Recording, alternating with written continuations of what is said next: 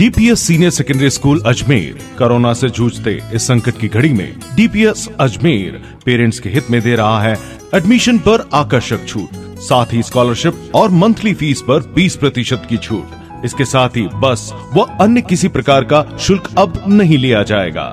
DPS Ajmer senior secondary school Tabiji.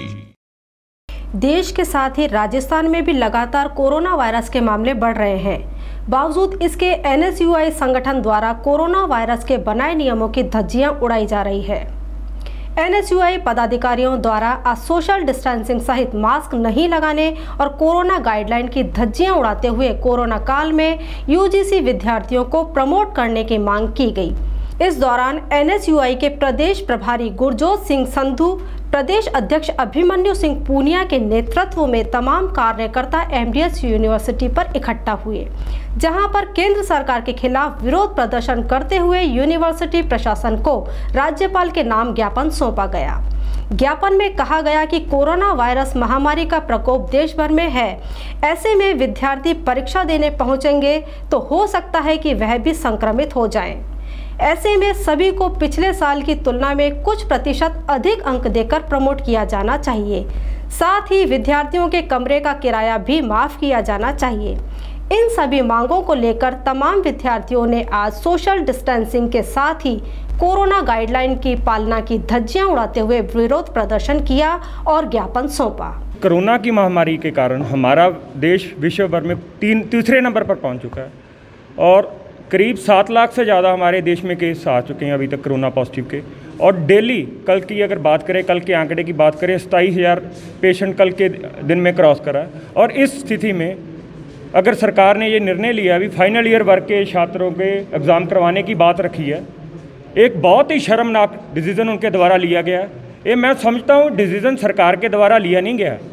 जो हमारी मांगे थी, जिस राज्य में हमारी सरकार थी, चाहे वो पंजाब हो, मैं पंजाब से बिलोंग करता हूँ, उधर भी एग्ज़ाम को स्टूडेंट्स को प्रमोट करने की बात रखी गई, सरकार के द्वारा निर्णय लिया गया। राजस्थान सरकार में भी अशोक गहलोत जी द्वारा, पायलट साहब द्वारा, एजुकेशन मिनिस्टर द्वारा ये फैसला लिया गया छात्रों को प्रमोट करने का।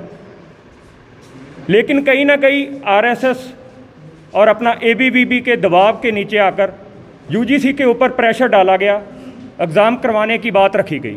हर जगह पे उन्होंने अपने पक्ष की बात रखी है, लेकिन हम स्टूडेंट्स के पक्ष की बात करते हैं, स्टूडेंट्स वेलफेयर की बात करते हैं। डे 1 से हमारी यही लड़ाई है भी स्टूडेंट्स को अगली कक्षा में प्रमोट किया जाए, जब से हमारे देश में हालात बिगड़ते जा रहे हैं कोरोना की महामारी को लेकर।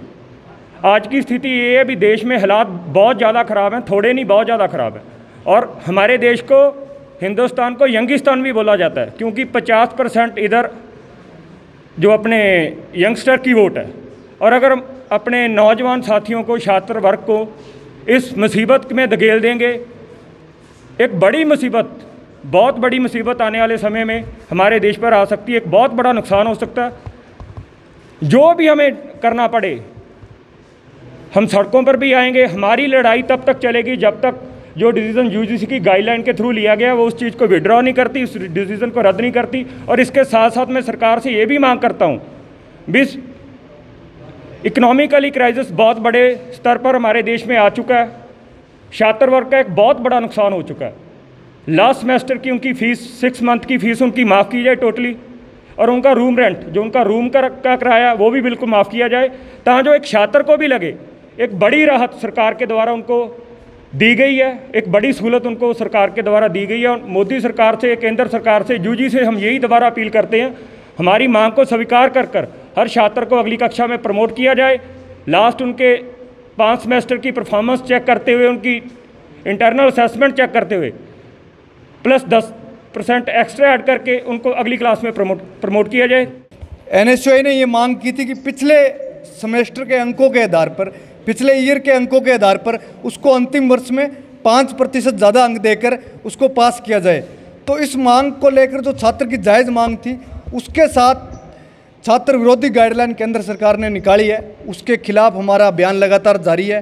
पिछले 6 दिनों से एनएसयूआई पूरे देश के अंदर प्रदर्शन कर रही है। उसी प्रकार राजस्थान में प्रदर्शन 2 दिन पहले भी हुआ, सोशल मीडिया पर ट्रेंड भी चला, जो कि देश के अंदर प्रथम नंबर पर चल रहा है। और अब आज दोबारा हमारे राजस्थान के प्रभारी गुरजोत संधू जी को राजस्थान में आए तो उस समय अजमेर विश्वविद्यालय में भी ज्ञापन का राज्यपाल जी के नाम कार्यक्रम रखा गया और विरोध प्रदर्शन कर दर्ज करवाए गए यूजीसी को कि छात्रों की मांग को आपको वापस लेना होगा, क्योंकि इस समय एग्ज़ाम की स्थिति देश के अंदर नहीं है।